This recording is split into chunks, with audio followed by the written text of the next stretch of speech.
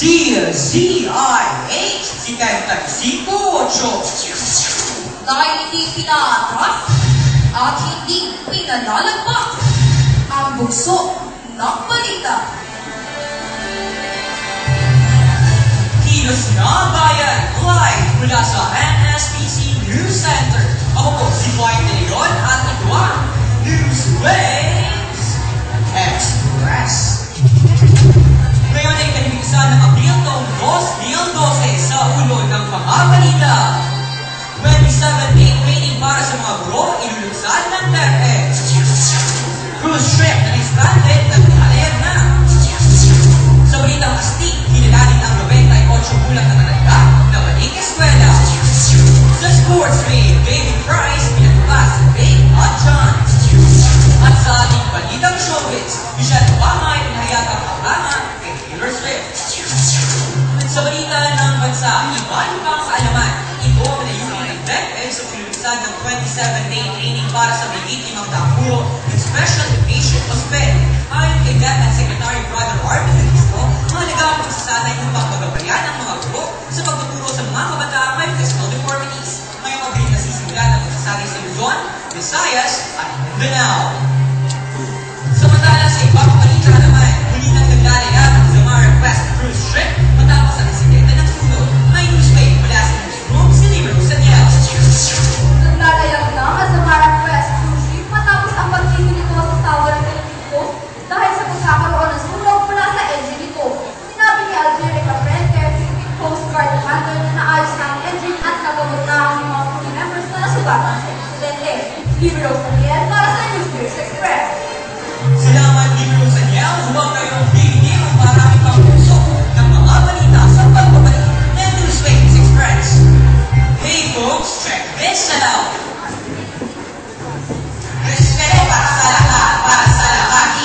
Liligtas, makinaryo musika. Respeto para sa lahat, para sa lahat. Pagbabati ko sa inyo dyan at tila kumakalat ang teknolohiya ay huwag abusuin dahil ang karapatan ay nanatili pa rin. Ito ay mabuti para sa ularang kaisipan, pero hinay-hinay lang ang mga kababayan. Respeto para sa lahat, para sa lahat. Breakdown girls.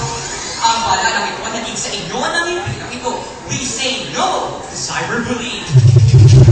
Nagbabalik ang Newswaves Express. Ang oras natin 5 minuto makalipas ang alas 3 ng hapon. Samantala sa witang astig, alamin ang mga bayo ng 98-year-old na maling eskwela sa Newswave. Gina Jones. Pinuro ng isang 98-year-old na matanda ang mahalagaan ng edukasyon sa mga kabataan matapos itong matutong magbasa at magsulat. Ayon kay James Aruda Henry, o pangalan ng matanda, pinatunayan niya na hindi handang edad upang muli matuto. Bilang masasalamat ang mga bata na nagdalawa nila ng klase, astig na Asian Laja para sa Newswaves Express. Malaking ang latest sa mundo ng pangmalakasan sa sports wave ni Andre De Castro. Muling nagpakita na naman si David Royce ng pataguling iyak ni Big Hot John ng 3 beses sa loob naman ng 3 segundo para makakit ang English heavyweight title sa Liverpool League. Ayon kay Royce, matinding ko naman si McDermott pero hindi ko alain ng matataray ko sa napakataling pahal. Dahil dito, magbibigyan pagkakataon si Bryce na makalaban sa Tiger Fury para sa finish round. Ito po si Andre De Castro para sa Sports Page. At sa ating kakaiba balita,